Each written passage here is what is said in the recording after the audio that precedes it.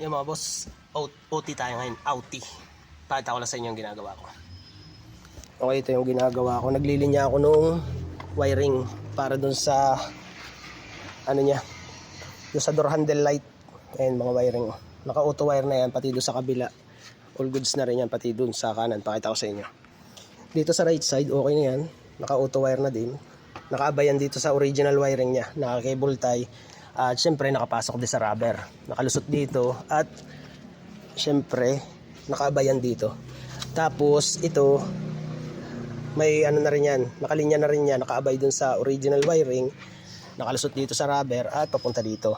Tapos yan, may source na ito ng park light. Doon tayo sa kabila, sa kaliwa.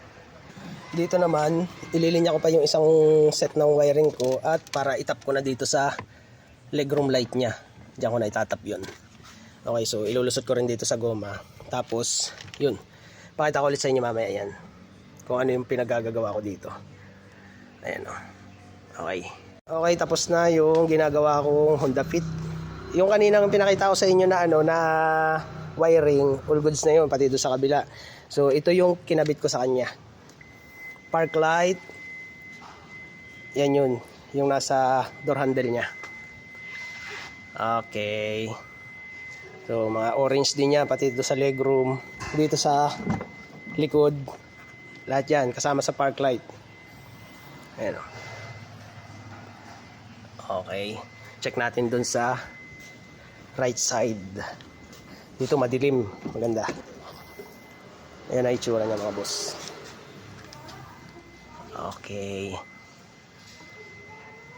So dito naman sa unahan. Lahat yan. May orange na ilaw. Pati doon sa legroom light. Ayan o. Tapos dito. Sa cup holder niya.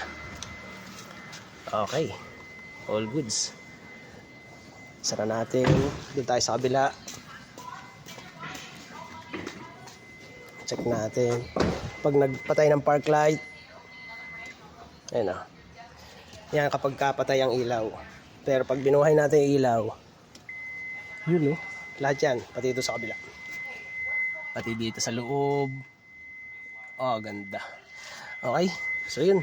Yun yung kinabit ko dyan. Honda Fit. Install lang ng ilaw dito sa door handle. Okay? Thank you.